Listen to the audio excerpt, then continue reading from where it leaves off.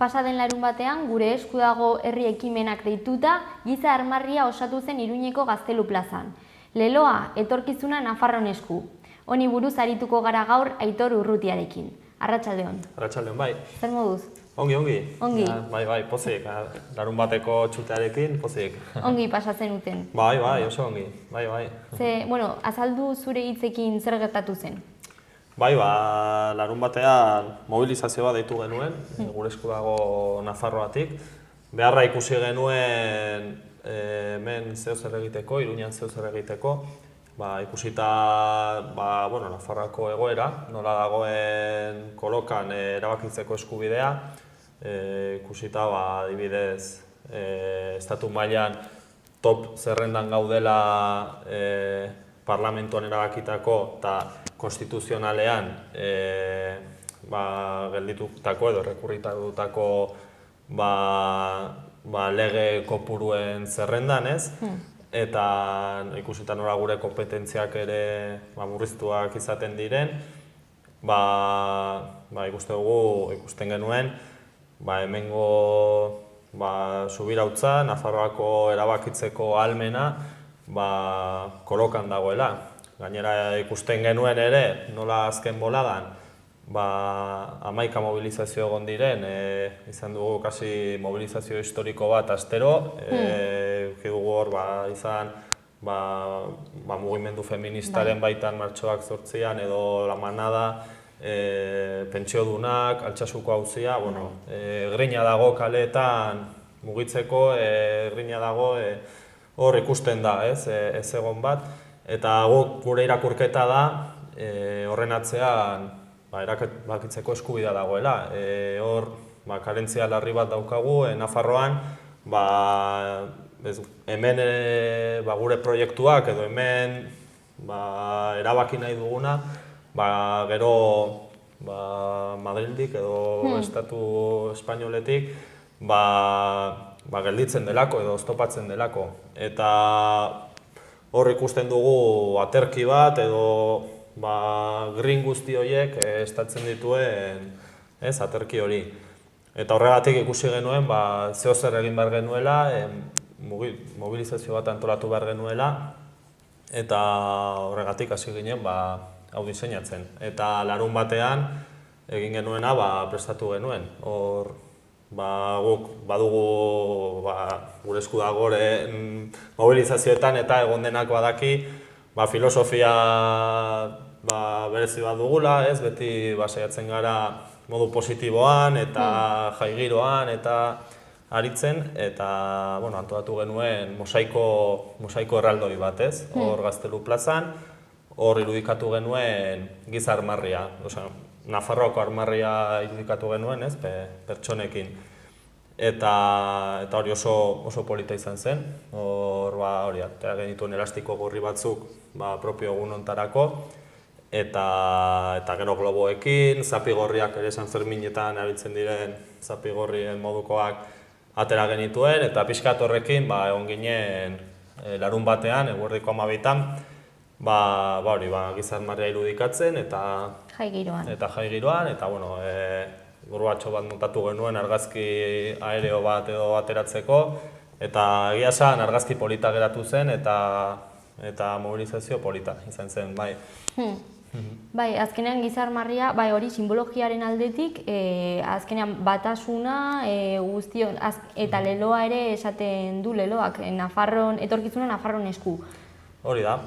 Bai, azkenean oso gure armarria da, eta hor esaten genuen, iraganetik dator giza armarri hori, Nafarroako armarri hori, eta esan daiteke zarra dela, simbolo zarra dela, baina etorkizuna ere irudikatzen du, gure baloreak eta gure izaera irudikatzen duelako. Eta etorkizunik badago, gure esku egon behar da. Hori argi daukagu, horretik dator etorkizuna Nafarron esku. Hori da pixkat errebindikatzen duguna funtsean, ez? Azkenean, hemen gertatzen diren gauzak guri zuzenean eragiten digutelako, eta hori erabakitzeko eskubidea orokorrean. Hori da, bai, erabakitzeko ahalmena eta gure hemen erabakitzen dena kolokan ez jartzea da aldarrikatzen duguna, ez? Eta esan duzu horretarako jantzi eta zapiak erabili zenituztela, bereziak edo... Bai, atera genituen, kamiseta, jak ikusiko zituen argazkitan edo, bestela hor salgai egonen dira oraindik, norbaitek eskuratu nahi baditu.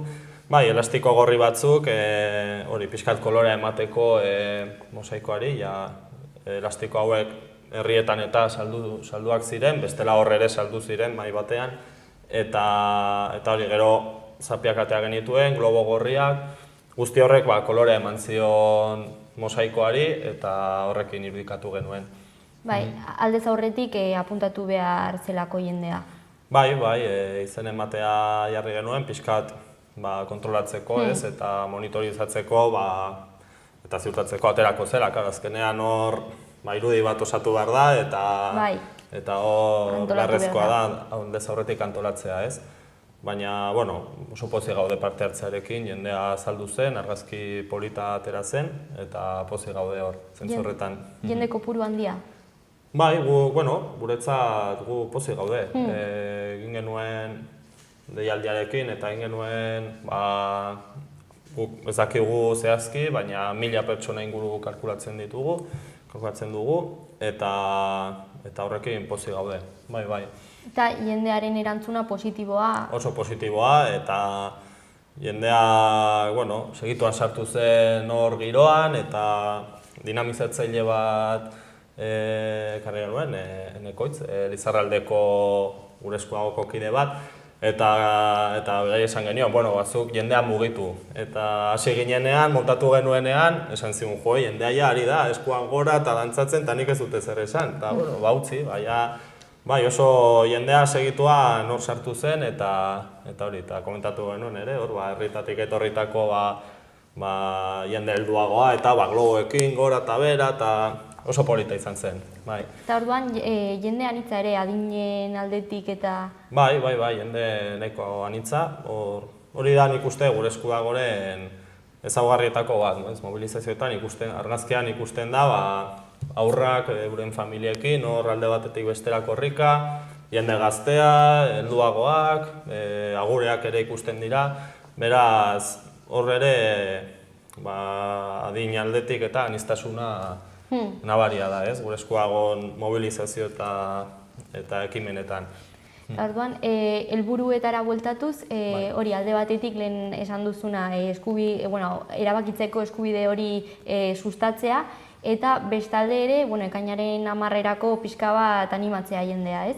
Bai, hor gainera kointzitu zuen, hor Euskal Herri osoan egin zen klik eguna, pixka jendea txipa jartzeko ez, ekainak 10 begira, eta hor ere aipatu genuen ekainak 10, hor dagoelako hitzordu hori, gure esku dagon gizakate bat eginen dugun, hor jendeak badu memorian ez, 2014an egindako Durango eta Iruña lotu zituen gizakate hori, hau are handiagoa da, honek Donosti, Bilbo eta Gasteiz lotuko ditu, 101,9 kilometro dira, eta hori, pixka eta agendan sartu behar dugu hitzordu hori, eta mobilizazio honek balio zuen horretarako ere, hitzordu hori jendeak irudikatzeko.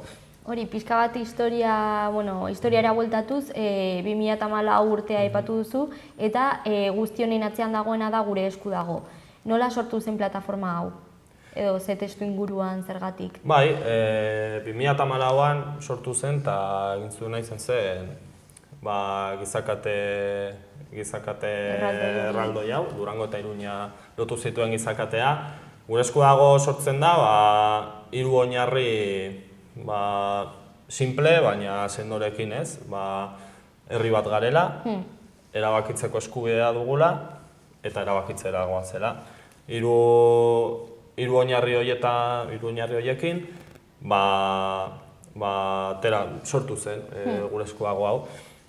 egin zuen lehenengo ekimena izan zen gizakate hori, eta geroztik ekimen gehiago antolatu ditu, egin zen Euskal Herriko hainbat estadioetan mobilizazio, ekimen batzuk egin ziren, 2015ean, herri galdeketak antolatu ditu geroztik ere, joan da antolatzen Euskal Herri osoan, non deitu diren bozkatzera 800.000 pertsona baino gehiago eta ia 200.000 pertsonek parte hartu duten.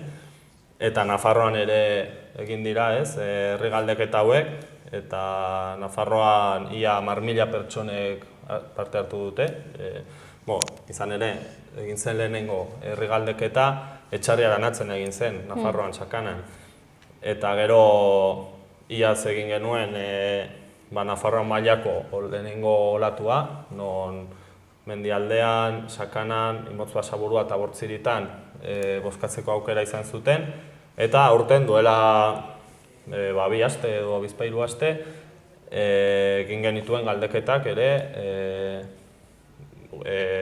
Malerreka eta Bertitzarenako herri batzuetan, eta pixkat jendea harritu duen edo muga psikologikoa gainditu duenez Lizarraldeako herri batzuetan, Deierri, Letzaun eta Oteitzan. Eta hori, horrekin ere aritu gara azken urteotan, eta horretaz gain ere orain beste dinamika batekin gaude, herritarron itunarekin. Gure helburua da 2019 erabakitzeko arrazoi jasotzea, eta hori beti 201,9 kilometro, 2019 arrazoi, hor gure imaginarioan 2019 urtea daukagu, uste dugulako erabakitze eskubiderako urte esanguratsua izanen dela. Eta herritarron itunaren baitan, ari gara hori, arrazoiak jasotzen, erabakitzeko arrazoiak jasotzen, lanketa bat egiten ari gara,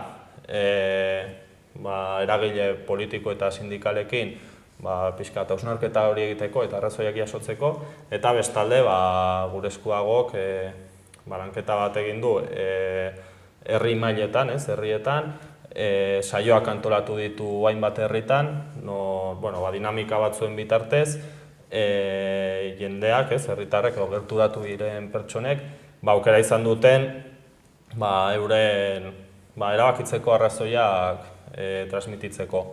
Eta horretaz gain ere, plataforma bat jarri dugu interneten, jendeak kontu bat sortzeko, norbanakoek kontu bat sortzeko, eta hor plazaratzeko euren erabakitzeko arrazoiak. Plataforma dago herritarronituna.gureskoago.eus helbidean. Eta hori, 2019 arrazoi horiek jasotzen ari gara, pixkat, lehen aipatutako 3 oinarri horiek ez, herri bat gara, erabakitzeko eskubidea dugu eta erabakitzera goaz, pixkat aberasteko edo jantzteko ez. Eta 2019 arrazoi horiek aurkeztuko dira Euskarri batean, Kainak 10ko gizakate honetan edo ekimen honetan. Eta nola antolatzen da hau guztia, gauza pilo bat egiten dituzue? Ilusioz eta lan asko eginaz, eta hori, gure eskuagok hainbat herritan taldeak ditu, herri askotan, gure eskuagoren ezaugarri bat ere hori da, taldeak sortzen direla, hor aukera dago eta adibidez galdeketekin gertatzen da, askotan esan hori da ez, eta zergatik egin duzu hemen galdeketa eta ez hemen, eta jende askok irudikatzen du, olako politburo bat, mapa batekin, eta hola txintxetak ipintzen eta hori ez da, hola, herri ekimen bat da. Hori da, galdeketak herrietatik ateratzen dira, eta herri batek esaten du, aukera ikusten du, eta ilusio hori dauka, eta egiten du. Eta berdina taldeekin, lantaldeak sortzen dira herrietan, eta horrela dena bolondresekin, eta horrela, modu horretan, ilusioz eta gogotsu. Eta galdeketetan zeri buruz galdetzen da? Gure eskuagoen galdeketetan beti estatus politikoaren inguruan galdetzen da. Ez dago galdera bat edo galdera eredu bat, baina protokolo bat dago, herriak galdeketan sartu nahi duela edo galdeketa bat antolatu nahi duela erabakitzen duenean, protokolo bat jarraitu behar du. Protokolo hau publikoa edonor irakurri dezake, gure webgunean dago PDF batean. Eta hori. Eta protokolo horren edo pausoz pauso doan prozesu horren pausoetako bat da galdera adostea. Galdera herri bakoitzean, normalean, pixkat, esan bezala, estatus politikoaren inguruan doan enean, antzekoak izan daitezke, baina herri bakoitzak adosten du bere galdera. Dinamika ezberdinen bidez, prozesu bat jarraituta, eta hori, interesgarria da ere galderak ikustea, herriaren, ez dakit, nortasuna erakusten duelako, ez? Adibidez, bai. Baina hori, galderak beti estatus politikoaren inguruan dira, baina herriak erabakitzen du, zein den galdera. Bai, azkenean burujabetasun hori errespetatzen da, gure lurraldearen barne ere antolatzen, bereizten diren lurralde txikietan. Hori da. Bai, burujabetasuna baino, alduntzea da bilatzen dena. Hor, prozesu honen bidez, azkenean alduntze bat gertatzen da, eta, herritarrek bere gain hartzen dute prozesu hau, galdeketa eta antolatzearen prozesua. Galdeketa honek berme guztiak betetzen ditu, berme juridiko guztiak. Galdeketa ez da loteslea, hori badakigu ez dela loteslea, baina loteslea balitz, berme guztiak beteko lituzke, eta ez da erraza, holako gauza bat antolatzea, detai asko daudelako, baina, herritar talde batek bere gain ardura hori hartzen duen momentuan, sekulako alduntzea gertatzen da, sinergiak sortzen dira, eta hori, horrek kutsu bat uzten du gero herrian. Bai, eta azkenean norberak ezagutzen du ze nolako egoeran dagoen herria edo ze nolako testuinguru politikoa duen, zer duen beharrezkoa, orduan ezinbestekoa da horrelako gauzak egitea. Hori da, bai, honek, gero esan bezala, kriston kutsua uzten du, honek sortzen ditu loturak, ezagutzen dugu Euskal Herriko herri gehienen testuingurua zein den, beti egon dira tirabirak, beti egon dira, baina holako prozesu batean, herri bat holako prozesu batean sartzen denean, hor hasten dira, azaltzen edo puntu komun horiek, eta hor hasten dira eztabaida sanoak, eztabaida politak sortzen dira, eta honek herri mailan, herritar mailan, loturak sortzen ditu, sinergiak sortzen ditu, eta gero horrek kutsu bat uzten du herrian beti, bai. Bai, azkenean herritik sortzen delako herriarentzat. Hori da. Eta hor gertatzen da alduntze guztia, eta hor gertatzen dira prozesu politoiek, ez? Orduan, orain azkenengo ekitaldi handia izan da hori, orain pasaden asteburuan, eta ebaluaketa positiboa. Bai, oso positiboa. Bai, barrura begira, gure esku dago pilak kargatu ditugu, eta kanpora begira ere, irudi polita sortu dugulako, eta jendea pozik geratu delako. Eta hurrengoa orduan, ekainak 10. Ekainak 10. Orain gure helburua ekainak 10 da. Nafarrok ere kilometro batzuk bete behar ditugu hor, egokitu zaizkigu kilometroak Nafarroako iparraldeari egokitu zaio kilometroa zarautzen, horra joanen dira Bortziriak, Mendialdea, Malerreka eta bar, eta Nafarroako beste herriei, Iruñerria, Lizarraldea, Sakana eta Hegoaldea eta beste herriei egokitu zaie Gasteiz ondoko kilometro bat. 193. kilometroa.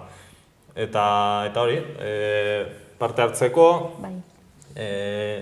izena eman behar da, eskatzen da izena ematea, eta hori, pixka holako ekimen bat antolatzeko dirua behar da, eta guk ez dugu dirurik jasotzen, gure esku dago donatibo eta ez da donatiboekin funtzionatzen du.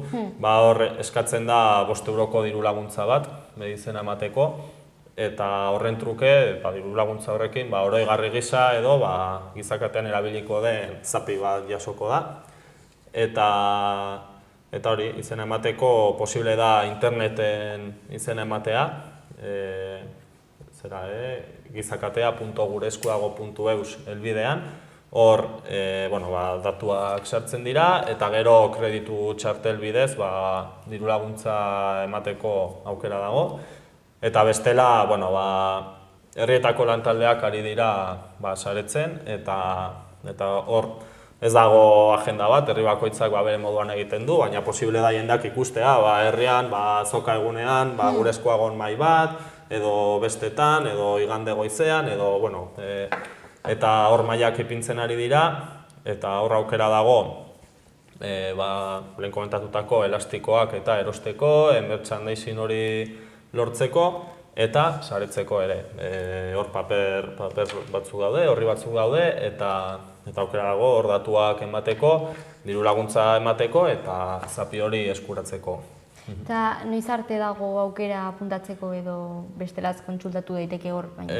Bai, hor harrapatu nauzu. Uste dut ekainak batean dela, jarri dela, hola pixkat guztian antolatzeko, hala ere, joan etorri nahi duenak etor dadila, hor ez dugu inor botako izena eman ez duelako ez, baina bai. Pixka bat zuentzat ere antolatzeko hobe. Hori da, hau jende asko da, 1.000 pertsona espero ditugu, eta hori antolatu behar da, eta autobusak, 1.000 autobus baino gehiago mugituko dira, eta gauza asko daude antolatzeko.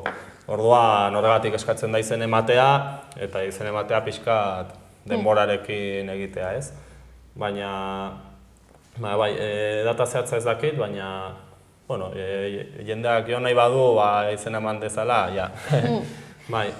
Eta gero, katea sortzerakoan zenbat denboran zehar egoten da jendea hor edo? Uste dut 12tan izanen dela katea eta 12 terdiak arte edo. Gero Gasteizen izanen da ekitaldia ez. Eta hori 12:04, 12:20 aldera izanen da. Eta hori, nik uste ordu erdiko gauza izanen dela. Eta gero, aukera egonen da besta egiteko berez antolatu da Donosti, Bilbon eta Gasteizen, baina herri askok ere, gizakatea pasatzen den, gizakatean ibilbidean dauden herri askok ere euren bestak antolatu dituzte. Eta hori, aukera egonen da, behin gizakatea amaituta, pixka torra joatera, eta horre egonen dira, kontzertuak, jaigiroa, eta egun polita izanen da. Bai, ospatzeko, azkenean. Hori da. Gure eskubideak. Hori da, bai. Mila esker Aitor etortzeagatik. Bai. Eta, joan baino lehen, nun aurkitu dezakegu lehen aipatu dituzu zenbait webgune, baina pixkat birgo goratzeko. Bai, gure webgunea gureskudago.eus da. Sare sozialetan ere aktiboak gara, Facebooken eta Twitterren batez ere. Hor, bilatzen baduzue, eta gero pixkat beste webgune garrantzitsu izanen dira herritarron ituna dena junto .gureskudago.eus, hor dago herritarron itunaren plataforma hori, non kontua sortu behar da, eta bain kontua sortuta norbanakoek aukera izanen dute erabakitzeko arrazoiak plazaratzeko, eta gero gizakatea.gureskuago.eus helbidean dago gizakaterako izena emateko aukera. Hor, kreditu txartel bidez diru laguntza emateko eta datuak emateko aukera. Ederki. Bale. Bai, pendiente egongo gara. Oso ongi. Hurrengora arte. Bale, eskerrik asko. Gero arte.